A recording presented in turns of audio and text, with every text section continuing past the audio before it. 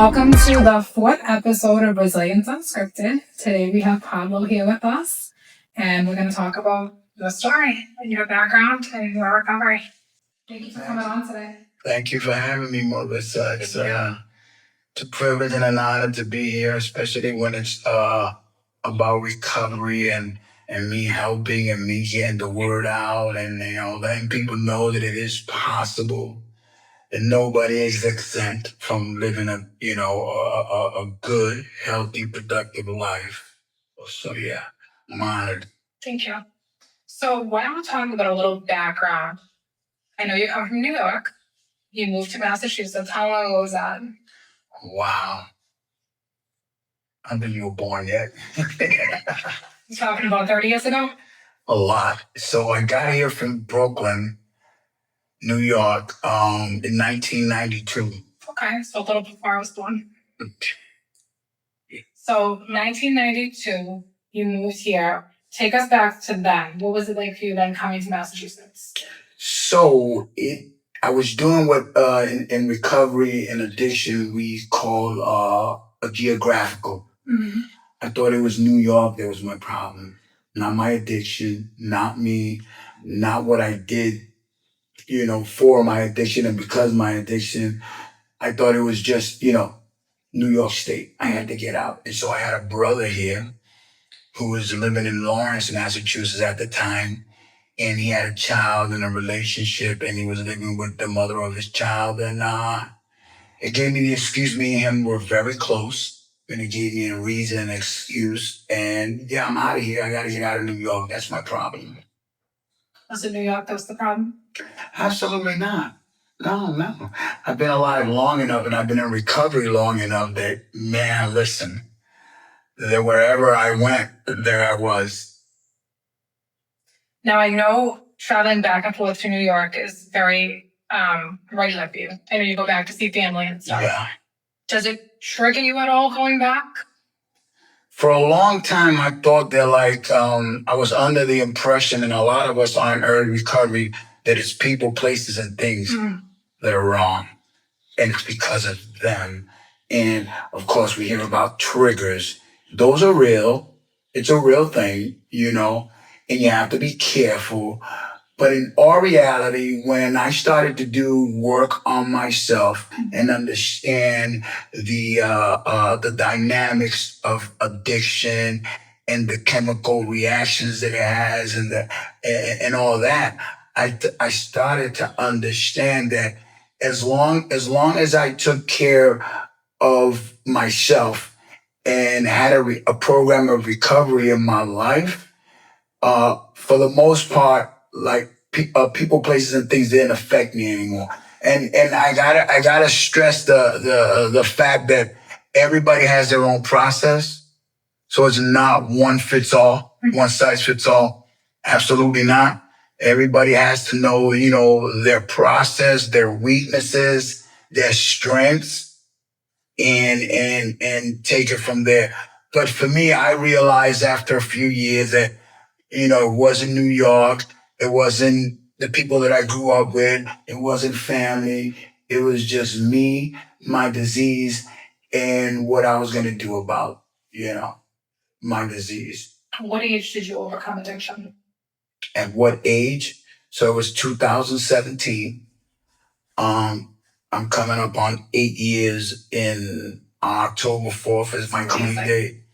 And so yeah, it's going on 8 years. You have a birthday tomorrow. And I have a birthday tomorrow. Happy birthday. Yeah. And life is good. Amen. And only because of the grace of God and this program that I work in my life. Because I swear to you, when I was a boy, teenager in Brooklyn, me and my friends that I grew up with in the neighborhood, we never thought we would reach 30. It was just a given for us. That's how we lived our lives. Like, let's just have all the fun we can have now. Because we know none of us are going to make it to 30.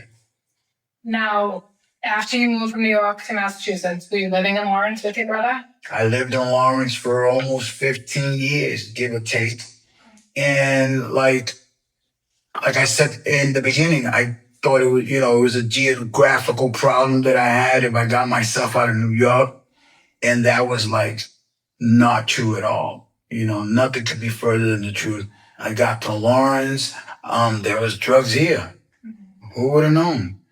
There was drugs here. And of course, I got to know, people, places, and things once again. And I got into my routine and I got back to the drug of my choice, which is heroin. And I was going to ask you. Yeah. And I was up and running once again.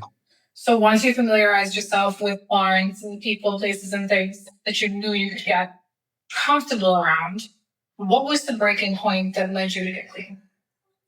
Wow. So I wish I could have said, I wish I could tell you it was once, and then I was, rehabilitated. That's not the case. That wouldn't be realistic. It took a lot more what we like to call experimenting.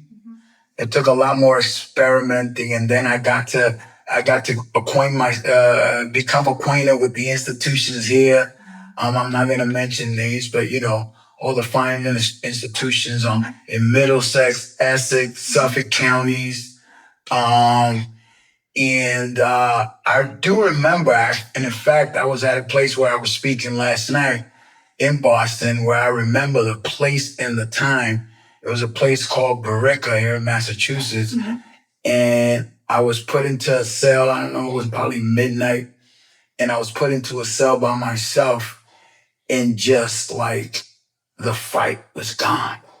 And I dropped to my knees and I said to whoever was up there, if you exist, I don't want to do this no more. Please help me. That was your high vow. And that was what started my process. So what year do you think that was? That was 2017. So 2017 to now, fast forward to you working in the recovery field, working with different agencies and, corporations and things like that. What were you doing for work when you got involved in this community? Well, I was just doing what we call the get well job thing, let me see if I can remember one job. Can't remember my first job. Oh, Salvation Army. I was working at their thrift store. And like I said, it was a good job. It was putting money in my pocket, making me, employable, giving me some skills, learning how to budget, save money, all that good stuff that we need to learn as, functioning human beings and productive members of society. So yes, Salvation Army was the first one, but there's a story behind that. I went through that program. And I was going to ask you. And having gone through that program and getting there and being serious in my recovery from day one, and I'm not trying to cut corners, not trying to manipulate, not trying to take shortcuts, they offered me a job. And that's how I became to be affiliated with the Salvation Army. So over 30 years ago, my dad went through Salvation Army. Wow. In Saugus, Massachusetts. Yes, Saugus. And that's what they did. You'd work on the truck, you would work in the thrift store, you'd go to church on Sunday. They had the little recreation area in that white building behind the old 99. The White House. Yeah. And that was where his story began for his recovery. So every time someone likes to say, oh, go to the Salvation Army, and they kind of blow it off, it's like, yeah, the Salvation Army. There's a lot of success stories that came out of the Salvation Army. No, I think it's a great institution. I think it's wonderful. I don't have nothing bad to say about it. People doubt it, but I don't see anything to doubt. Got a lot of people on the street now. And I'll tell you a little bit more about it is that's where I rekindled my relationship with God. Because going to church is huge at Salvation. And they don't push it on you. Although they're a Christian organization, they didn't push it on you. The chapel was open for whoever wanted to go in there. There were services that were mandatory because, of course, you're in their house. You have to follow their rules. Right. But that's what rekindled my relationship with God. And to this day, I thank the Salvation Army for that. So after Salvation Army, you had a couple get well jobs, right?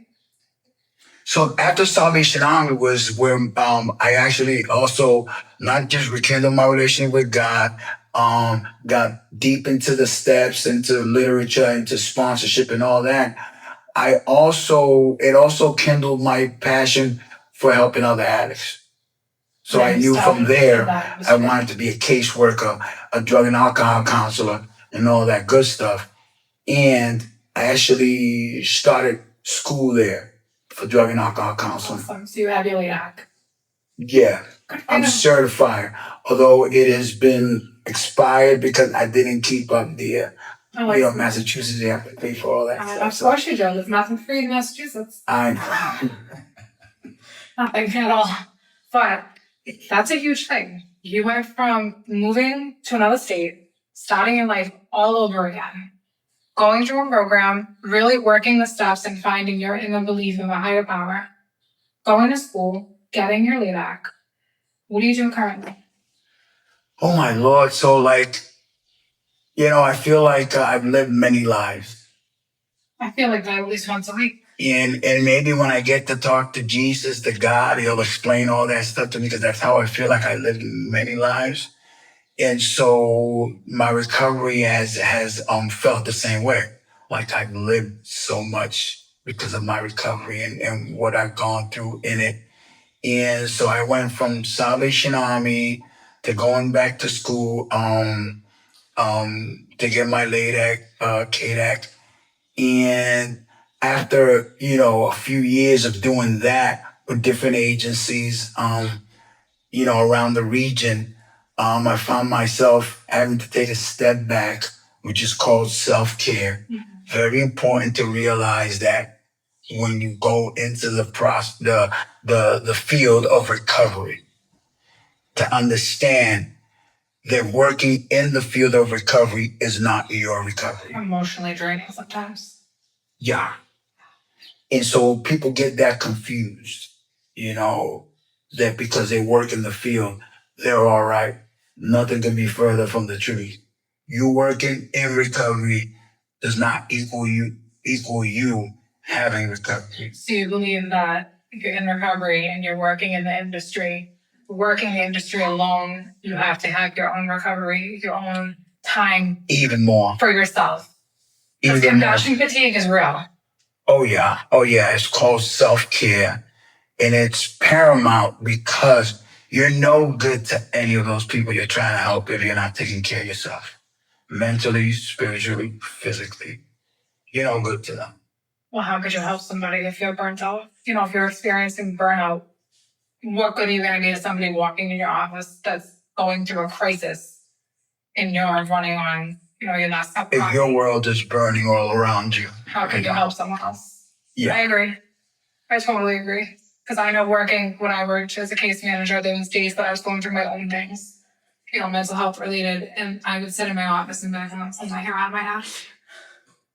And I would still put on a brave face for the clients coming in and I would get everything done, but I would walk out at the end of the day with a massive migraine and be like, today was the day. And, I kind of would just power through it, but you don't take care of yourself. Who the hell you really are? You're not. No. And at the end of the day, you're going to hurt yourself and you hurt others. So I remember being involved in different conferences for this very topic, social worker, case manager, whatever, self-care.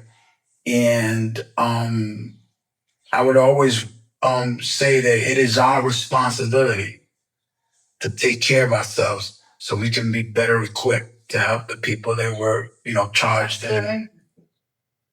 100%. Now, are you still working in the recovery industry or have you branched on to in the beginning? No, like I said, the last agency was very intense in Boston, Mass and Cass. I won't say their name, but just it was very intense. We were like boots on the ground. Every day it was in front of you. There was no escaping it. And so in that job, in that position, I reevaluated, what I wanted to do with my life, that I want to continue in this field. And I kind of took and I tell you, it was because of self-care that I had to really just sever all ties. I gave my resignation. I took a mini sabbatical. I went and traveled, beaches, water was very important, for like peace of mind, my family. And when I came back, I decided, no, I didn't want to work in the field of recovery. Not to say that I'll never, ever, because I tried to have, to let God, lead my life. But as far as like from that time till now, I don't feel the urge to go back to recovery. Although I am involved because of my own recovery, but I distinguish very, very carefully between my recovery and helping others, in recovery, as far as sponsorship, as far as giving somebody a number, as far as giving somebody some encouragement and all that stuff. I try to always keep a healthy balance between those two. But as far as professionally, no, I don't feel the urge to work in recovery right now. So I took a hiatus. Took a little hiatus. Contrary to popular belief, I actually do care about what I do, but life happens and things happen and community feelings get mixed in and things. But I still have and operate the house, and we still have the nonprofit that I sit as the president on, which my family is involved in, and we have a couple community members involved in and things like that. But I had to take a step back because deep down, if you're struggling with mental health, and you're being berated with different things, regardless to what they have to do with the industry or not, how many people want to tie them together. How can you go to work with an open mind? I'm like the glass half full opposed to glass half empty type of person. How do you go to work every day and focus on helping someone else if you know what's going on in the back of your mind, right? So I had to take a step back because as much as I love working in an organization, I love working in a corporation, whether it's for-profit, non-profit, I've worked for a couple of different places. I can't work for somewhere. Of course, we have training of high. Thank you, MBCA. I can't work for somewhere that I don't feel like I'm going to accomplish what I'm trying to do if my mind's going to leave me down that avenue. You know what I mean? Like, I can't sit there and say, you know what, Sally, I can help you today when I'm fighting my own wrongs. And I had to take a step back. So doing this is great because obviously running a home, you're able to come in at different times and help give resources, obviously do the urine testings and the breathalyzer testings and run meetings and do things like that. And we do women's empowerment meetings in East Boston once a week, which is nice because it doesn't even have to be directly related to addiction. It can just be women who want to build their self-esteem, right? Mm-hmm. And mental health is the driving force between all things addiction, alcoholism, things like that. But, I kind of had to separate myself a little bit from it because if I wasn't doing my own thing with my own beliefs, the way I want to run a business, how do I get behind someone else's business if I can't put that boundary of how I'm going to help people? So it's really, I can relate to what you're saying about kind of having things right in front of you because I did work at a place that was right in front of me all the time. And I just felt that aftercare was the biggest thing for me, right? Like I liked working at a place where aftercare was a priority. They had already gone through detox, they went through CSS, things like that. And that's where I felt that I thrived best in this industry, was working at a PHP IOP.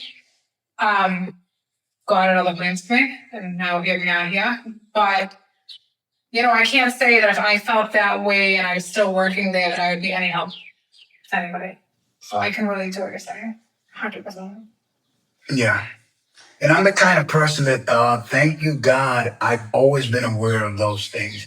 If I can't contribute anything, I think that's the word I was looking for. I couldn't contribute. I just couldn't. Yeah. And if what I am bringing is my own negativity, my own dysfunction, my own mental unwellness, then I thank God that He's always given me that ability, that sixth sense about saying, you're not helping, you're just hurting. And I just took it upon myself. Like I said, gave that resignation, took a mini sabbatical and traveled, was around family, got real close to God as far as prayer and meditation or direction. And the direction that He took me was in the medical field. And But it's real important. Like, so what centers me and what did keep me and center me and held me together was my relationship with God. And I know everybody has a different process, and some people's process might not even take them to God.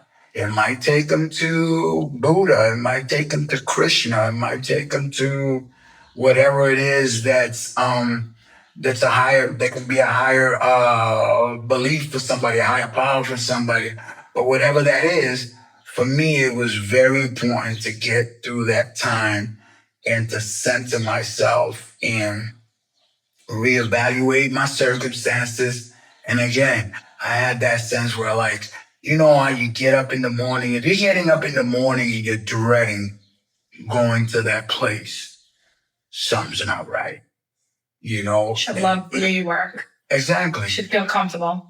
And I was far enough in my recovery and I had done enough work in myself where I couldn't lie to myself. I had to be true to myself. And saying, okay, the money's good. Okay, the benefits is good. But look how you're getting up in the morning. Like, I'm telling you, like, putting my sneakers on, but like, that wasn't good. And it wasn't going to help anybody. So now, how long have you been since you switched from the addiction treatment realm, we'll say, into medical? How long have you been? Well, I always did the medical because the thing with me is when I became the case manager, I always took positions that came with medical case manager. Mm-hmm. And the reason I took those roles was because I knew it was going to help me whenever I did want to pull away from addiction, the medical aspect of it. So what I did was I took that, medical case manager and took it to the actual medical field. And it's only been a few months, but because I was doing it in those other positions, in those other agencies, I was comfortable with it. I wasn't intimidated. We're like, oh my God, I'm just going to be in the medical and I'm going to be working with patients and just doing it. I already knew most of the work, even though like every agency has different systems as far as the technology is concerned. But as far as dealing with patients, it was just like the same thing, case management. How can I help you? What resources can I provide? Because at the end of the day, you're only as good as your resources. Exactly. Yeah, I don't care what type of case management you do. If you don't know and are not connected to resources and don't know how to get your clients, your patients, whatever they are, to those resources, and you're kind of like, pointing them down a dark alley. Yeah, so that was the difference, and it's only been like a little over 6 months that I'm strictly. In fact, my patients are like, in my interview, I asked, "There's not going to be any addiction involved in this because I don't want the job." The person I interviewed, they were like, "Oh no. The patients are actually 65 and over, and it's more geriatrics than anything else." And getting them rides, specialists, they're taking their phone calls. A lot of times the case manager aspect is just listening to them. A lot of them, like I get, they're seniors, they're alone. They just want somebody to vent to. And I'm like, yeah, I get it. We were like mini counselors when I worked as a case manager in PhD. Now, if the clinician was busy, obviously we couldn't give therapeutic advice, but we would sit there and listen. And half the time they'd walk up and be like, "Oh, well, I told Marissa." And I was like, but I didn't do anything. I just sat there and listened. That's so funny. And it was like, they'll tell you more than the provider. Yeah. And I was like, okay, like, I'm glad I could help, but I really didn't do anything, And it's kind of like, I could imagine with seniors, it would be the same way. I mean, obviously, I've been around enough of seniors, and sorry, mom and dad, for saying this, but they are seniors, and sometimes you just need to listen. But, I can hear what you're saying, and I validate what you're saying. Yeah. And it's not even so much just saying what you really want to say back. It's just, you're an open ear and they feel like they got something off their chest. And for some reason, as much as I would give advice about where you could go, for a clinic or where you could go for actual counseling and things like that after the fact of the program, it was like, hey, I should tell you my boyfriend did this weekend. I'm really stressed out. And I was like, okay, like I don't have the house to say no either. So I'm just sitting there listening. And, we kind of built that relationship with the clients that we had because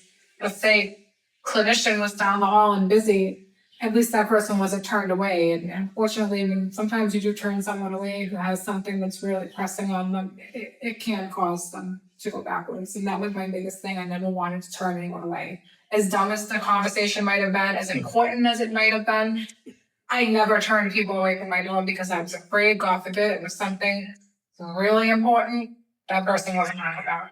You know, and I can't control other people's recovery, but could have been I won $2 on a scratch ticket. That's great, you know, but like the important things, like the boyfriend situation. If that bothered somebody, that bothered somebody. You know, I wasn't gonna say no. Who am I to say no? That's not important to you. So yeah, we were definitely many houses. Yeah. So not to one up you, but you're having a conversation with a serious female about UTI. Oh, all right then. Yeah, a little TMI for that one. I don't know nothing about it, but I'm just listening. What advice did you give her? What did you tell her? We're gonna get you in because it seems like the problem's not going away, and just schedule a time and a date and provide transportation. Yeah, that's definitely a one-up. You got me beat there because I don't think I ever heard anything that. But in a clinic setting, and it's a senior, you know, when you get to a certain age, you lose those filters, and they don't care. I mean, I lost the filter a long time ago, and I'm only 27. So I'm like, okay, definitely, we're gonna make a spot on you for you on in the schedule because we want. Right? Yeah. She got in. Definitely. All right, good. That's all that matters. You enjoy what you do. I can see definitely the relation of working in addiction therapy and working with medical, the correlation between the two and how it's similar, but maybe not so triggering and in your face. You know, and I think that you seem like a very caring and compassionate person, and I know your goal is to really help people. Do you run any meetings? Do you chair any meetings? I have. Oh my Lord! In the last 8 years, I've had positions in almost all the meetings in Lynn. I started off as giving keychains, and then from there being the coffee maker, from there being a treasurer, being responsible for the group's money and making sure the group had the coffee, the cups, the celebrations, the cake, the medallions, to them being a secretary for a group for like 18 months. Because of course, it's hard to find people to step up. But you take it upon yourself because you understand what this program has done for you. Like I didn't feel like why me or I didn't feel like I was being used. I was just giving back what was so freely given to me, which is part of the NAAA literature and philosophy. And it makes you a better person. It makes you a better person. It made me responsible. It made me punctual. It made me a man of my word. It made me a man that people could depend on. So do you feel giving back and service work helps strengthen your recovery as well? Oh, absolutely. I cannot not articulate it or specify it enough is that giving back is paramount. Because if you go back, and I have, because of course when you get your LADAC and KDAC, they go in depth about how AA started and the whole history of it, to like NA being born from it, and the people, the men, the women that sacrificed so much. And look at myself, I said, man, you ain't done nothing compared to that man. But you have. And it's a beautiful thing. You have. Because maybe they have different philosophies of how they might have done things, but you've really changed your life. Like, thinking back to previous to 2017 to now, this is a whole new level. Like, you are in a position of where you go to work every day, you help people, you see your family, your word is your bond, right? So, like, now it's like, this is a whole new person. And you can thank those programs that you went through and the service work that you've done, volunteering, things like that, your higher power to where you are today. So, hey, you've done a lot. And you can understand because of that how I feel like I lived a few lifetimes. Wow. Yes. Okay, yeah, definitely. But I think that the most important thing that you said is it prepares you like your word. You know what I mean? And a lot of times, and I won't say that I understand, and I said this last episode, I can't sit there and say I understand somebody who's doing it through active addiction or withdrawing from drugs, alcohol.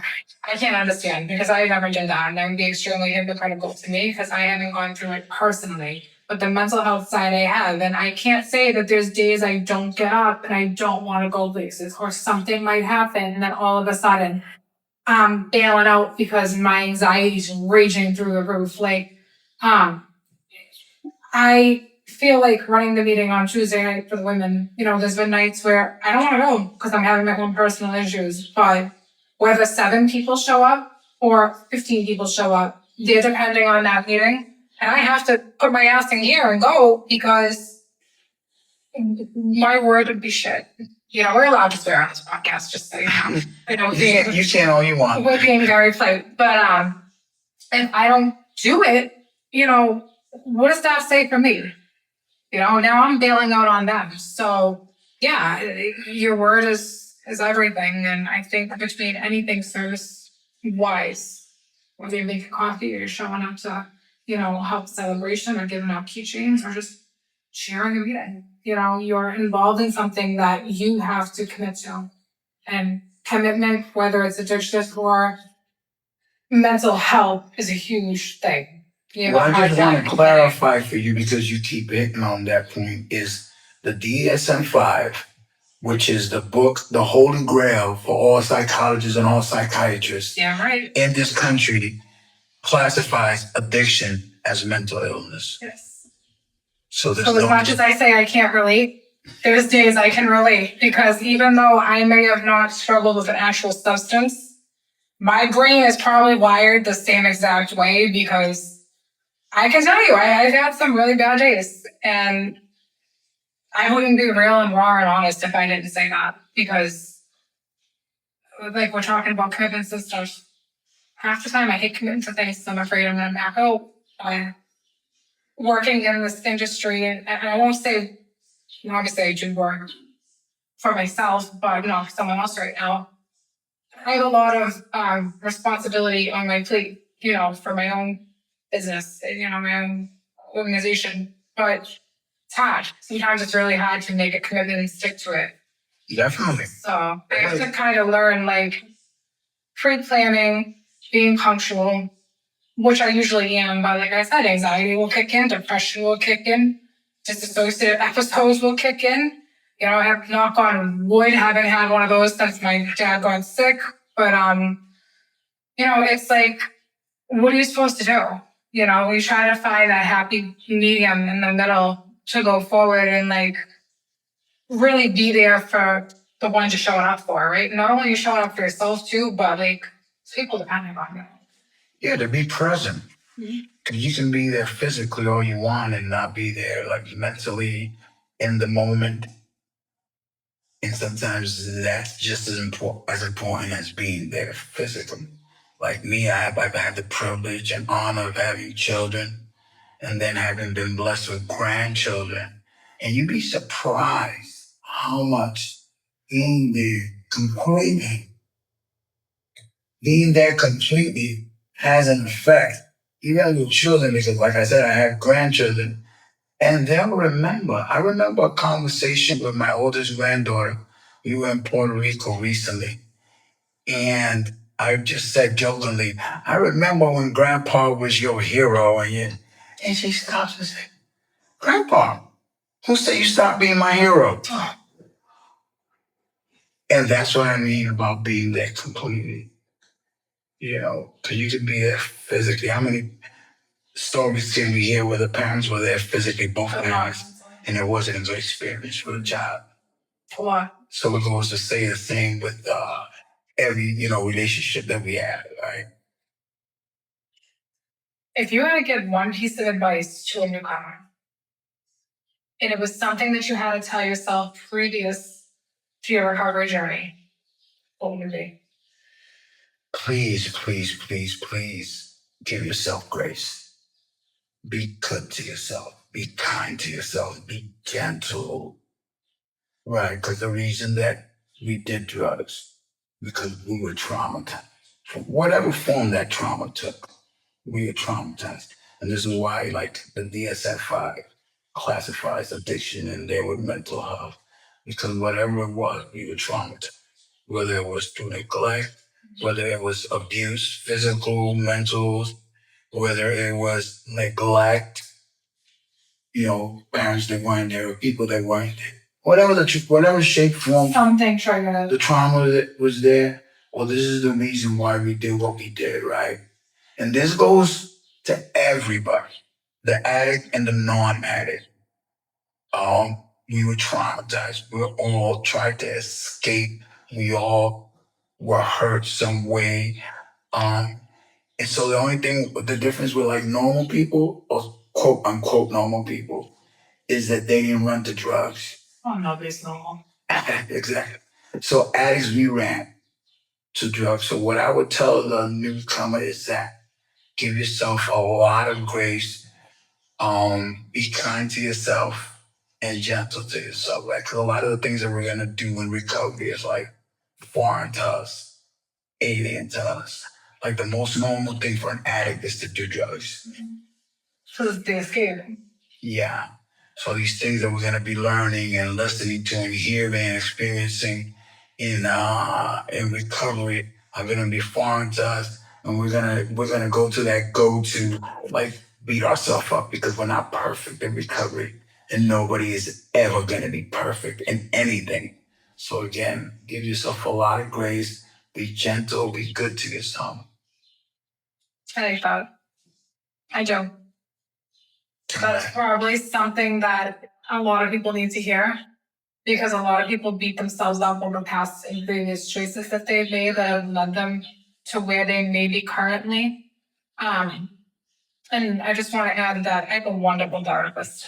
Thank you God for her. She tells me when you're having an episode, right, or an anxiety attack, panic attack, whatever it is, or just even a depressive episode not going on, that some days, sit with it, right? Because if you don't sit with it and you don't analyze it and you run from it, you're gonna prolong what you're really going through. And if you sit with it and understand why you're at the position that you're at, you might be able to fix it. So the next time you feel that way, you have a coping skill or something to help, or a mechanism, I should say, to help not have to escape it.